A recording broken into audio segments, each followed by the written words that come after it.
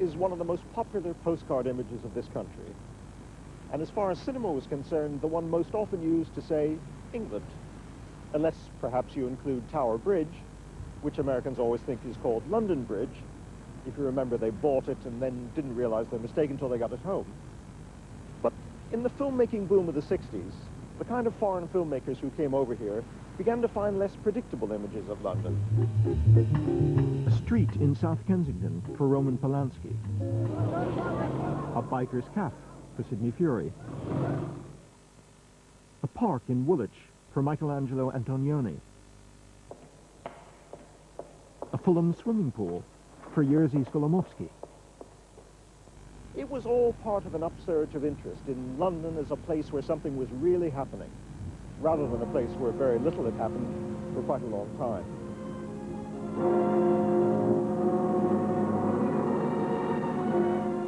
Stanley Donen, who made On the Town, Singing in the Rain, and Seven Brides for Seven Brothers, came here in 1957 to find an unchanging London in which Big Ben seemed to be in every shot.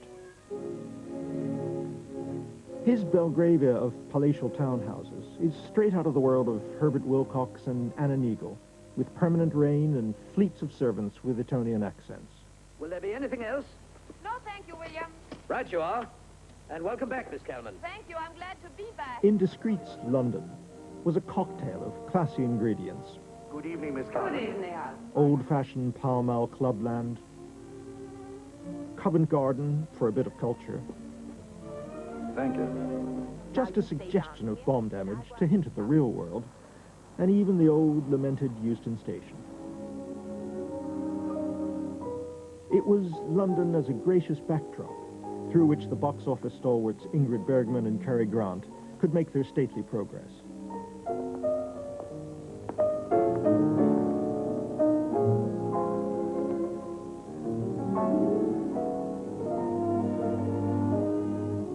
But then, the American audience at which the film was principally aimed had very fixed ideas of what England was like. Shall I see you to your elevator? Yes? That was the American image of London. English was thought of as culture. American film studios were afraid of England. They thought that it was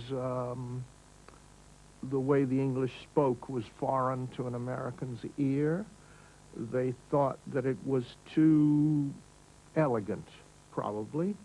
That was before we had John Osborne and the kitchen plays.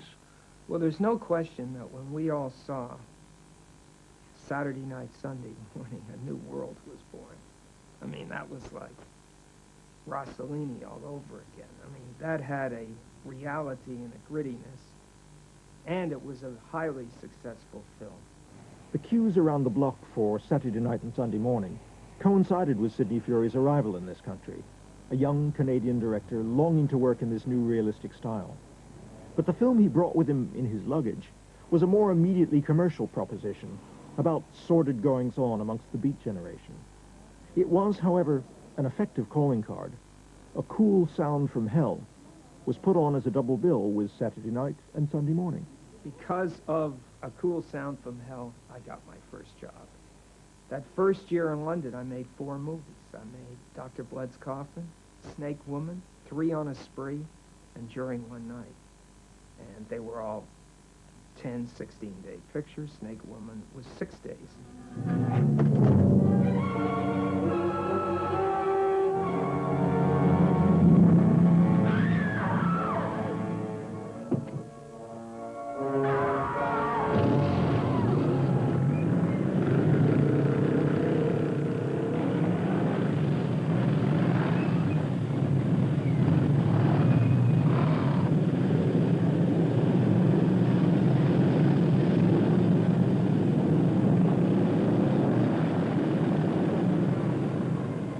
In 1963, Sidney Furie got his heart's desire, the chance to make a British realist film.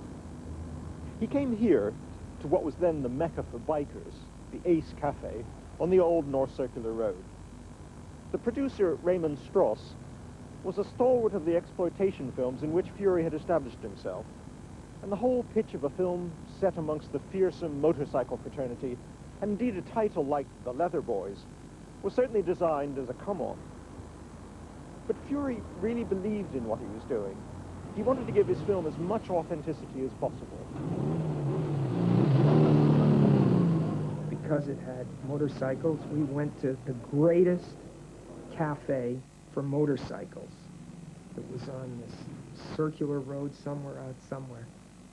And I remember here you would rent it, you would put rope and you can't go here and you can't go here. We just shot it with all these people coming in and out. And this was the marvelous thing of Britain. They weren't going to show you they were interested. They were never going to watch or say anything. They would just walk through the shot. They wouldn't look at the camera. You do your shooting in the cafe, was not roped off. And I remember wherever we went, no one bothered us. We'd go to tough areas of near the docks. Everywhere, we just would shoot anywhere. We went to Butlins. We shot in a holiday camp without saying, you'll be an extra, just walk through. People just went about their business. Hey, Richie, I want to go on the word around. Yeah, you The thing then was, what's real? Where can you go shoot it? Go shoot it. Absolutely was an era, don't fake anything. There certainly wasn't a set there. Everything was where it was going to be. Night was night, shot at night. All these pictures dealt with the mundane, real things of what they called the working class, which before it would be a flat in Mayfair and a country weekend, and people would have to watch the upper class, the public school class, cavort around. I remember in that picture, they had a wedding, and they didn't have a car. They waited, and they got on a bus and went off on their honeymoon, and a bus came, and we just shot on the bus. We couldn't hire a bus and say, oh, here's our own bus. It was just a real bus. And then you'd get off, and a car would run you back for take two on another bus.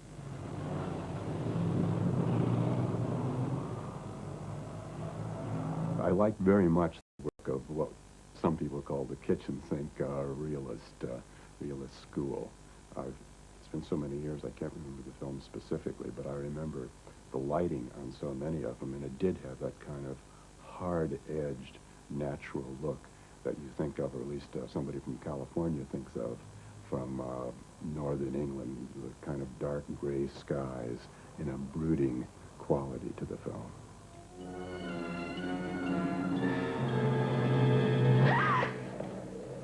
When Roger Corman came to England in 1964, realism was the last thing on his mind. He was the maker of a string of successful low-budget Edgar Allan Poe horror films, whose hothouse atmosphere had been created almost entirely in the studio.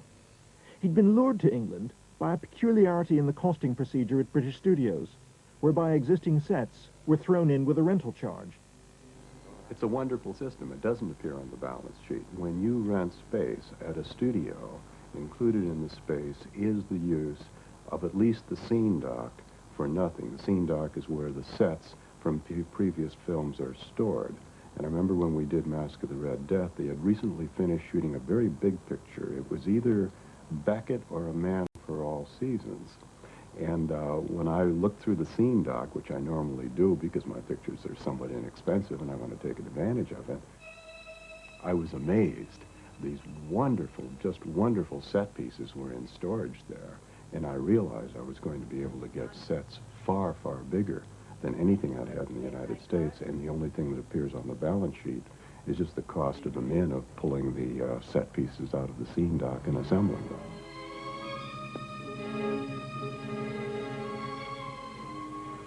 May I present the Lady Francesca?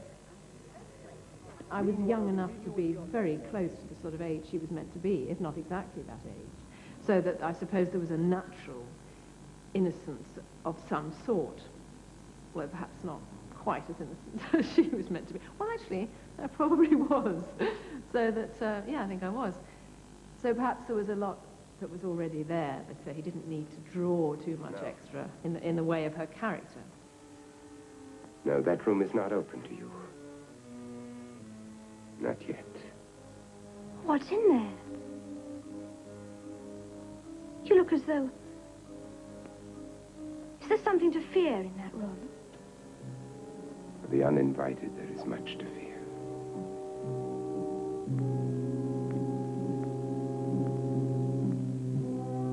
I had to drive the crew. I mean, because I really enjoyed it, but it just didn't let up. His energy was gigantic. I mean, just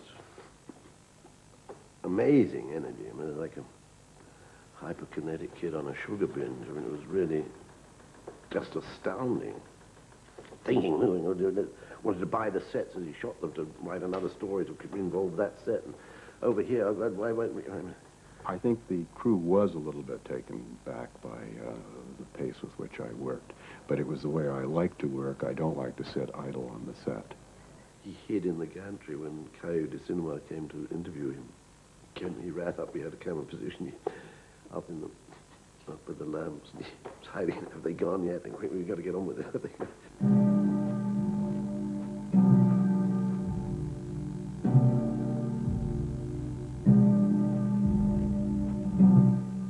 But Corman found there was more to England than just its studios, and he started filming on location, although his whole working method and philosophy hitherto had been to keep things as artificial as possible.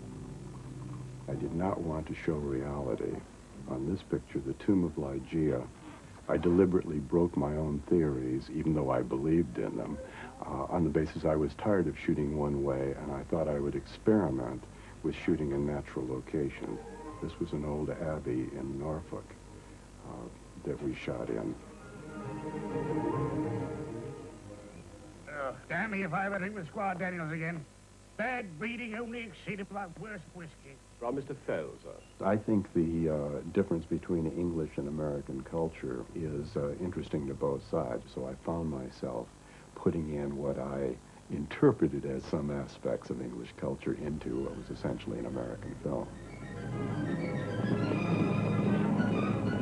I did some sort of research as to exactly how fox hunts were, I shouldn't use the word staged, but how to stage them, because I had no idea, but I think this is reasonably accurate.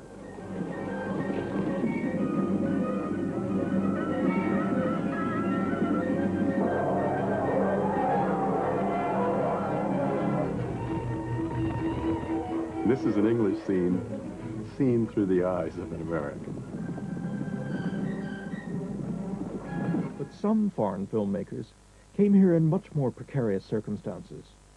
Roman Polanski, with just one art house success, Knife in the Water, under his belt, arrived in early '64 with his flatmate from Paris, Gerald Brash.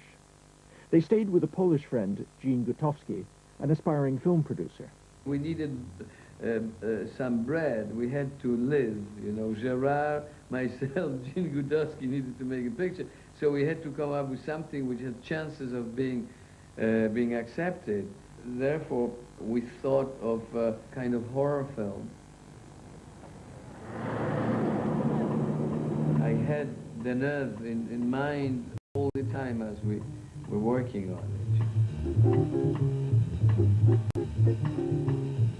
I knew that there would be pressure to use an English actress, but I thought she was the right type for that role. And she lives in London. I didn't know what would be the right place, what would be the accent, who was she.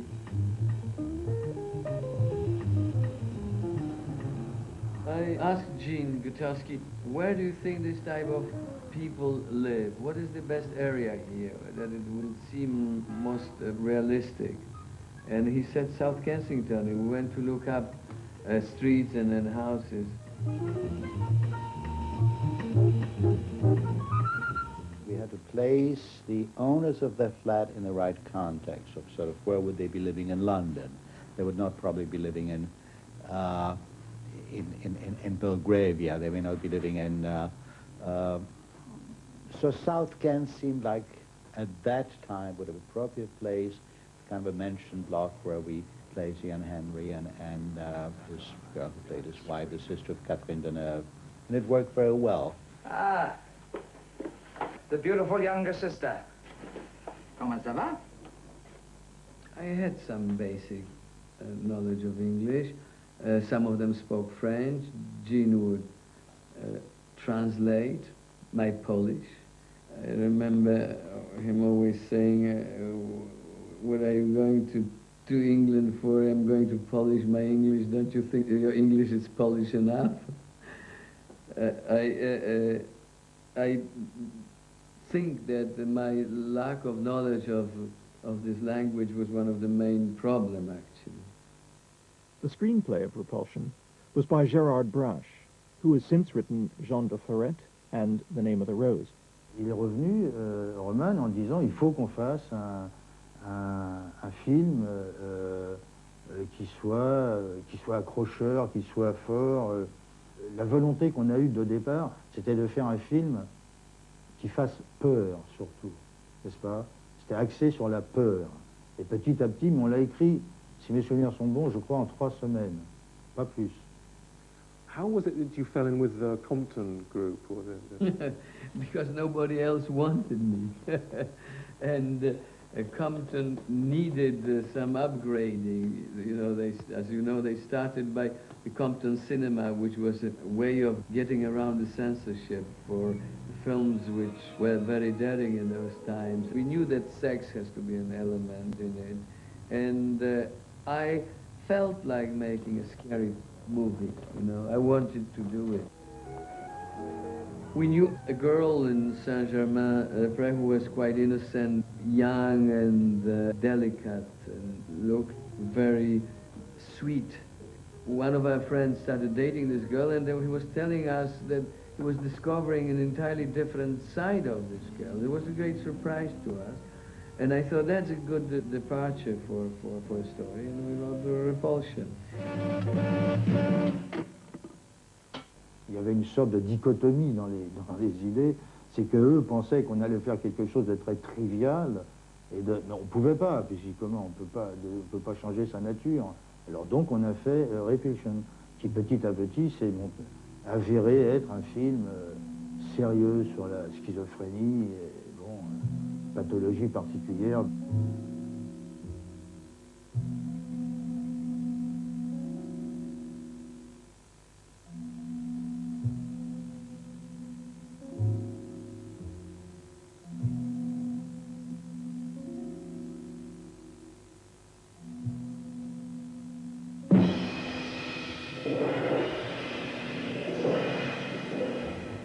Catherine Deneuve surprised everybody in August 1965 by pulling herself together and marrying photographer David Bailey after an 8-week affair.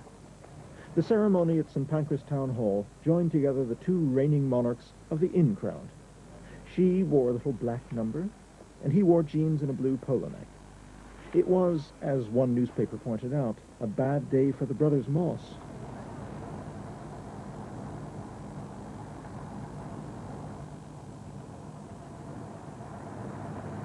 Earlier in 1965, Francois Truffaut, securely established after his international success Jules et Jim and a string of respected art house hits, had been invited to England to make Fahrenheit 451, a futurist nightmare story by Ray Bradbury.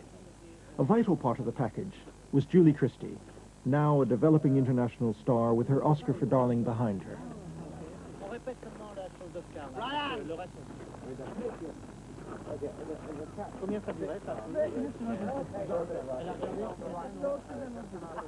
What I remember is that he would tell me to do things that made no sense whatsoever. Now, I don't remember that about the picture, but it could have been something as small as that, or just to move something on my leg, which was a piece of cloth or something, and I wouldn't know why the hell he was doing it, because I wasn't, of course, sensitive like Truffaut was. I wasn't a genius.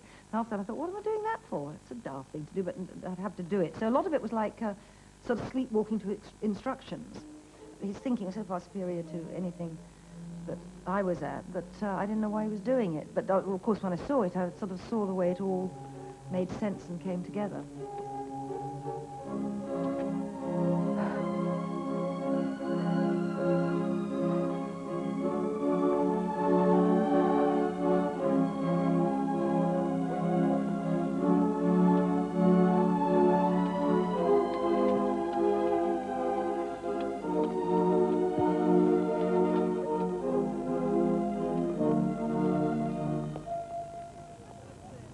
fierce irony of Fahrenheit 451, a film about burning books in a police state, didn't set the public imagination alight, and Truffaut never made another film outside France.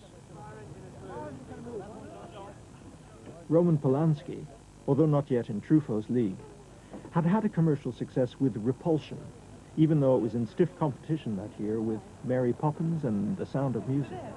Repulsion was successful and I was enjoying this success, but I didn't think, I never thought much of Repulsion.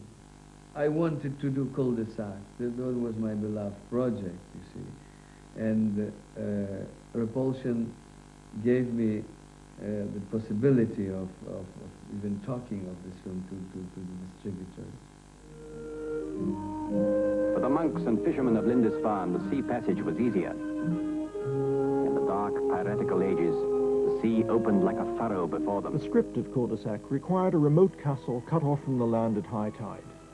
Polanski and Gutowski traveled the British coastline and eventually found the ideal spot in the Northumberland castle, Lindisfarne. Polanski also had his sights set on a new actor. What did you heard about Roman Polanski? What did you know about him? Nothing. He showed me Repulsion before it came out. I thought that was pretty good.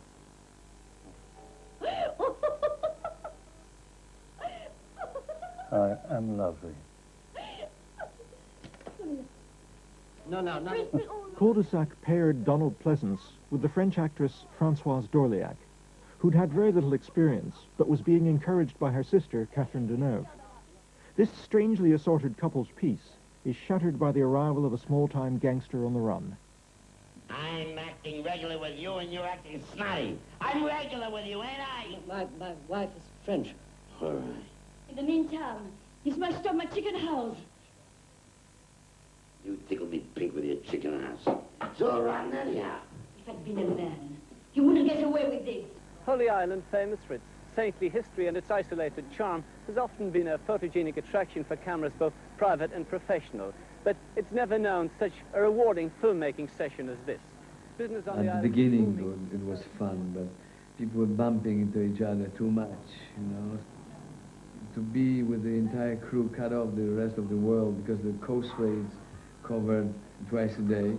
I managed to somehow get a permission to bring a caravan, you know, and put it near the cemetery and isolate myself in it. You know? And that was the way I survived that ordeal, you know, with this lady bringing every morning the breakfast, and I could hear her saying, "Oh, Mr. Polanski, nice and warm today," you know, and I would shake off the earwigs because I was completely covered with them every morning, you know, shake in the cold because it was so freezing there, even in the summer, you know.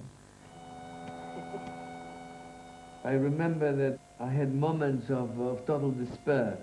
That was also connected with the fact that we were going over budget. We were behind the schedule. I had the completion guarantors threatening that they will pull me off the picture, and Michael Klinger coming on to the island, and Gene was an absentee on this film. It was a mess from the beginning to the end. But by the time Polanski appeared at the London premiere of Cul-de-sac with a new friend, Sharon Tate, the horrors of Lindisfarne seemed far behind. Although Cul-de-sac did not have the commercial success of Repulsion, it won the Golden Bear at Berlin, and in the exotic world of mid-60s London, its director was becoming more acceptable by the minute. It was time of great expectations, of great aspirations, you know. So in this atmosphere, you know, I was just one of them. There were so many young people beginning, doing interesting things.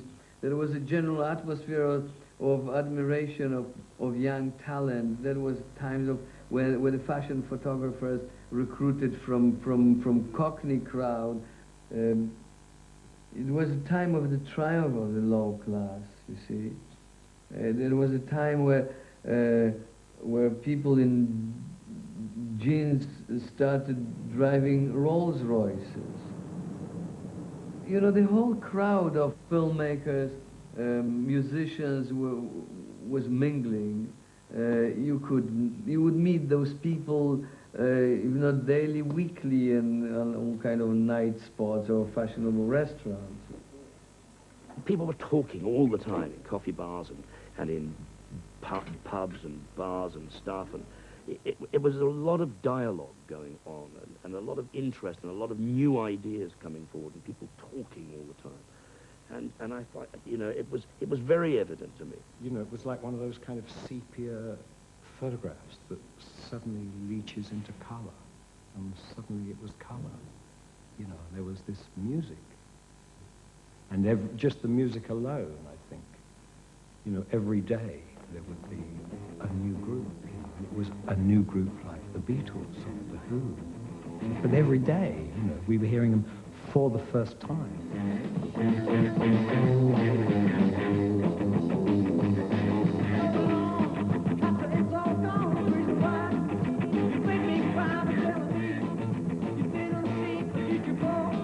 For a filmmaker, that was extraordinary, you know, visually extraordinary, and it drew people. You know, suddenly there were kind of dry, old Italian movie makers like Antonioni was like resetting his movies in London, you know, to catch this kind of breath of fresh air.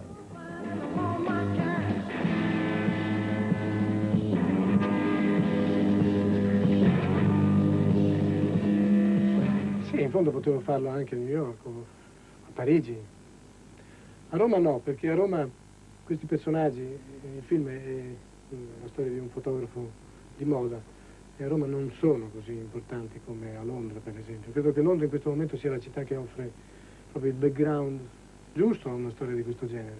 Ecco, ma perché secondo te Londra è venuta assumendo questa caratteristica un pochino di avanguardia, cioè svolge il ruolo che era quello una volta tradizionale di Parigi?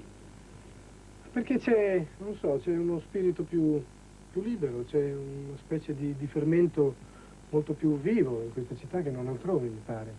He wrote Blow Up for me. I mean, he met me, and I gave him, I didn't say to him, it's a good idea to move to London, but when he met me, he saw in me this new kind of flower, you know. So he changed his screenplay from an Italian fashion photographer in Milano to a kind of David Bailey portrayed by Terence Stamp in London. I went to meet him at the Savoy, and I walked in, and he looked at me, and he went, and I said, he said, you look wrong. I said, he said, you're too young and too... I said, well, I look sort of different on screen, as actors will. You know, I gave the pitch. I'm trying to get to him somehow, but still it was this. Anyway, he decided to test me for the role. And we went to John Cowan's studio in the downstairs portion, and we set up the camera. Register some doors for me.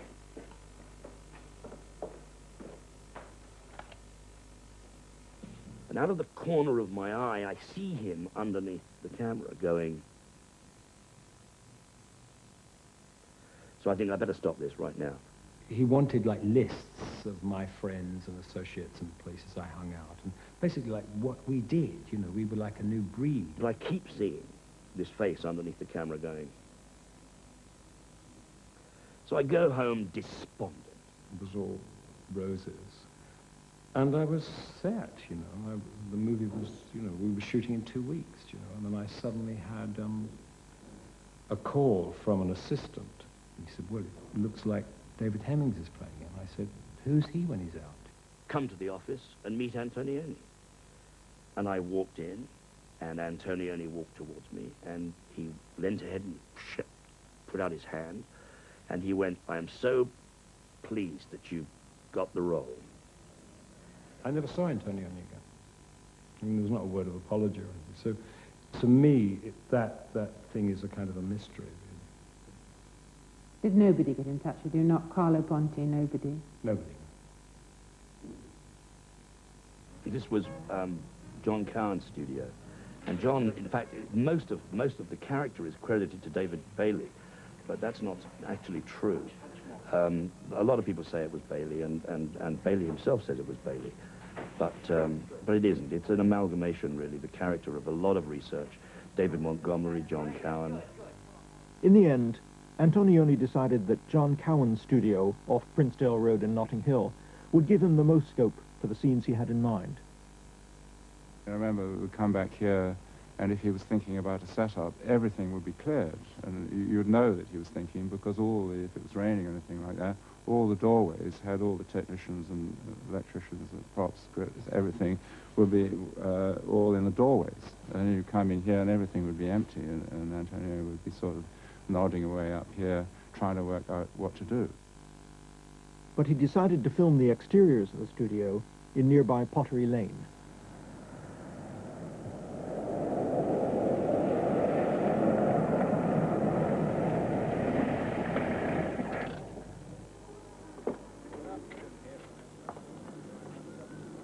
So Pottery Lane was quite interesting because that was all full of, like, mews, all full of old garages and half-empty workshops, and it had a certain look to it that actually matched the interior of this place.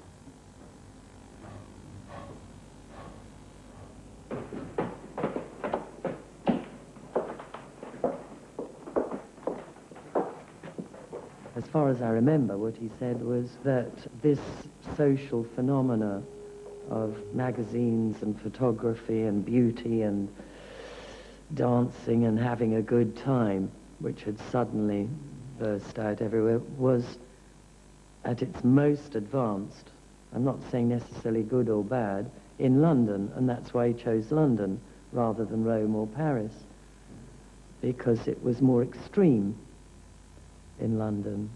Vanessa Redgrave ha lavorato per la prima volta con Antonioni. Quali sono le sue impressioni? Ho sempre cercato di lavorare con quelli che mi insegneranno, cioè vuol dire quelli che posso rinunciare al mio giudizio delle cose, degli eventi, dell'interpretazione. You would say, you lean forward, you pick up the glass, you put it up to your eyes, and you take a sip, and you put it down, tack. And I would go, using normal actor's license, okay, you pick up the glass, you do this, and you take a sip, you put it down. He would say, no. You take it like this, you bring it up here, you take a sip, you put it down, tack. That was the way, and that's why when people ask me about my performance in Blow Up, I always say that saying you like my performance in Blow Up is a bit like saying you like the color yellow in a Van Gogh. In an undistinguished and already redeveloped corner of Woolwich, Ashton Gorton found the location for one of the most memorable scenes in the film.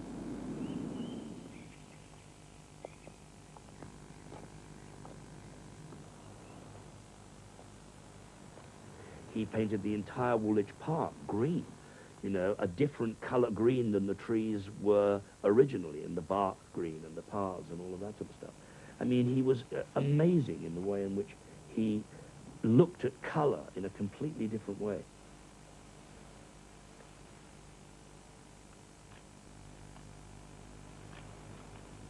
When we came here, all the roads down the pathways were sort of red, dust, and the thing was rather bitty. So, I mean, we painted all the roads black, the fences green, all the railings that were here, and in the park as well, and all the roads, because it was very bright and they jumped.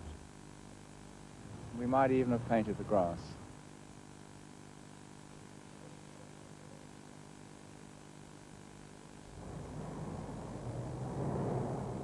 While Antonioni was rearranging nature in South London, his constant companion, Monica Vitti, was at a loose end. Monica Vitti.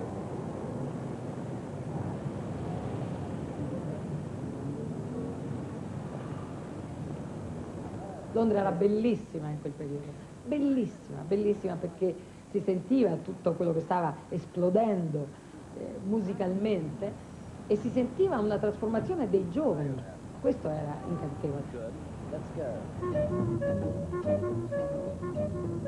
So we took off for Piccadilly and Carnaby Street. Perché c'era un modo diverso di vivere, di cantare, di recitare, di muoversi per le strade, di comprare, di vestirsi.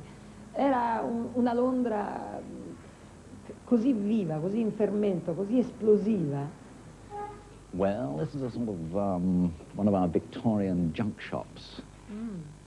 Entravi in un negozio e trovavi delle cose antiche, ma senza l'aristocrazia e il rispetto che si ha per le cose antiche. Per noi italiani, per me, andare a Londra si pensava estremamente, così immaginavo che fosse una città estremamente severa, estremamente snob, estremamente...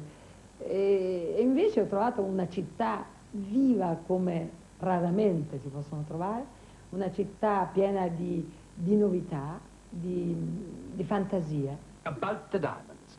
Oh, about breakfast. Monica Vitti's own venture into the trendy world of mid-60s filmmaking was rather less fortunate than Antonioni's. I have Willie Gadd. And you're also working for Her Majesty's government. She was to play the comic strip action woman Modesty Blaze.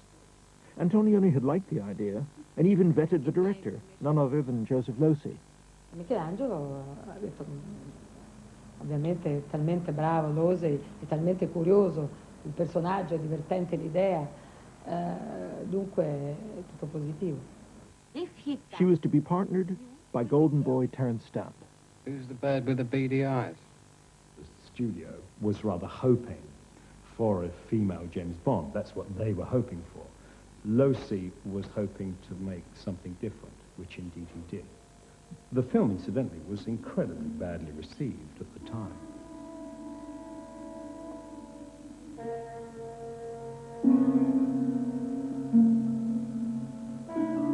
She came with an idea of how she wanted to play it, which was some kind of screwball comedy. And because she wasn't naturally a physical girl, she couldn't do the physical stuff. She just felt uncomfortable. She's like one of those girls that as you go to kiss them, their elbow goes into your eye.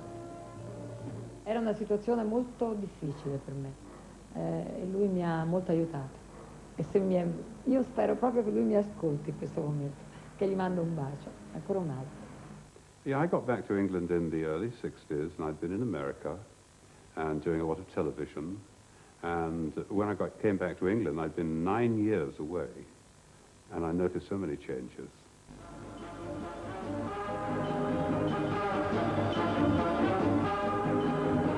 The buildings were different, a lot of modern building, correcting the bombing, and there was a different feeling.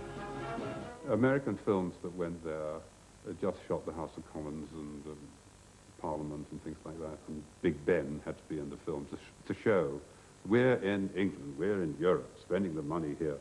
But I'd been there. And there's another bit of London that was new to me, up the Tower. David Green's intelligent swinging London film, Sebastian, reflected the excitement of the 60s communications revolution, but was also essentially a Cold War story about the extraordinary efforts put into breaking the codes of Eastern Bloc radio signals.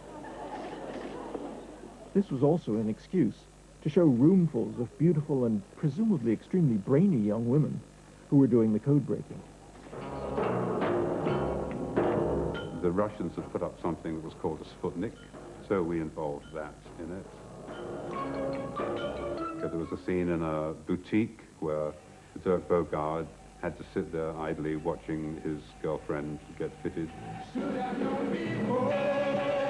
And of course there was the party where they slipped Dirk Bogarde some LSD in his champagne and he wanted to jump off the roof. Are you on something, old boy?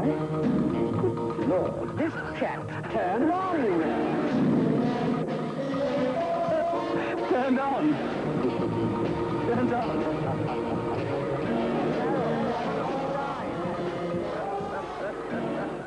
I thought David had overdosed on everything known to man and God and everybody else. And David told me he'd overdosed on LSD very heavily. and he might be difficult to work with. Well, I mean, he was a perfectly sweet young man. I liked him quite well. But I didn't know what the hell he was talking about, and I just did what I was supposed to do. I thought it was okay. I was 14. I was doing the same drugs, listening to the same music. I went to the Roundhouse, which was a big discotheque in those days, and saw the Pink Floyd, and sometimes they had two bands going at once, and they had sheets all around the ceiling with about 6 different movies being projected silently on these, and then in another room there was a foreign movie being shown. People sit on the floor and watch that.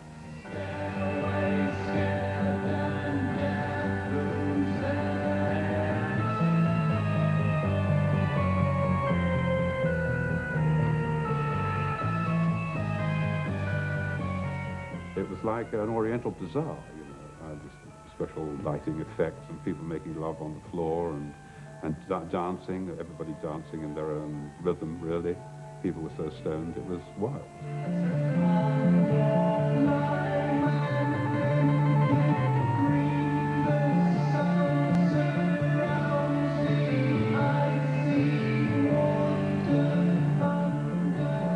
I had a new adolescence in the 60s.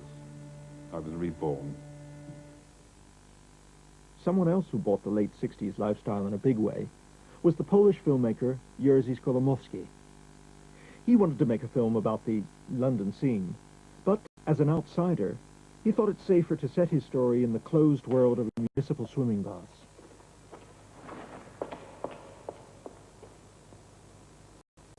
It's fascinating. It was just so different and strange.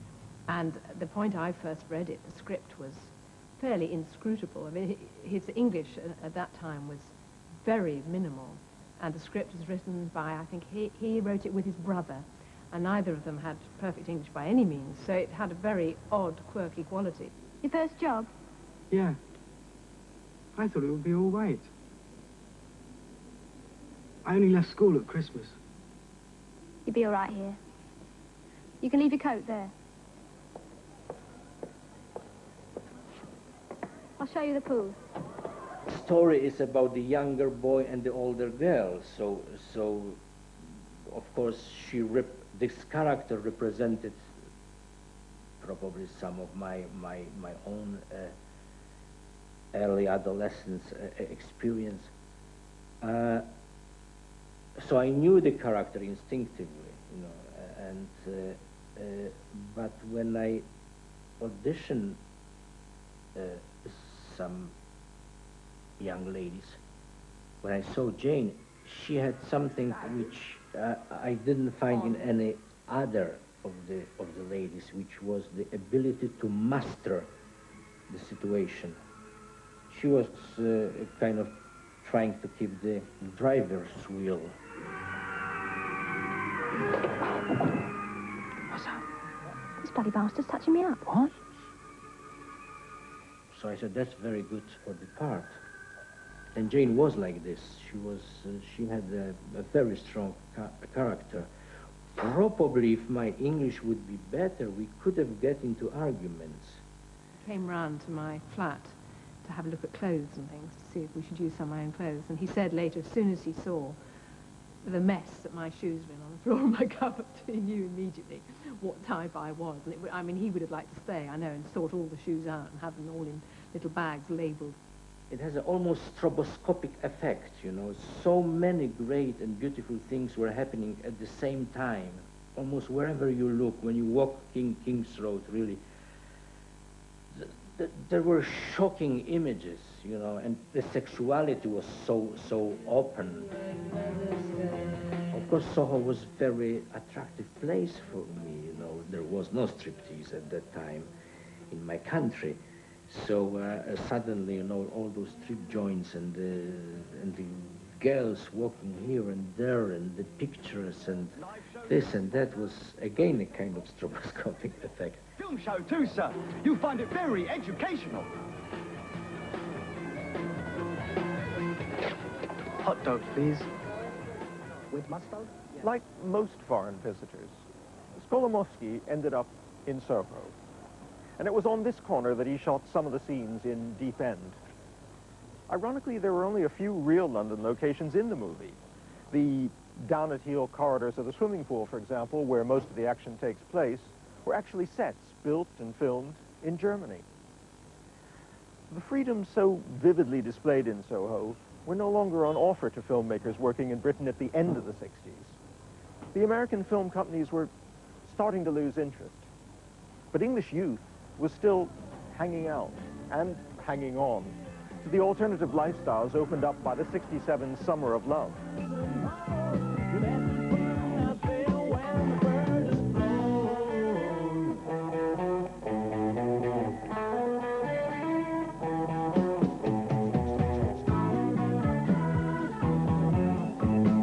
Energy was there. I think that was the peak of the pop music. It never reached such an intense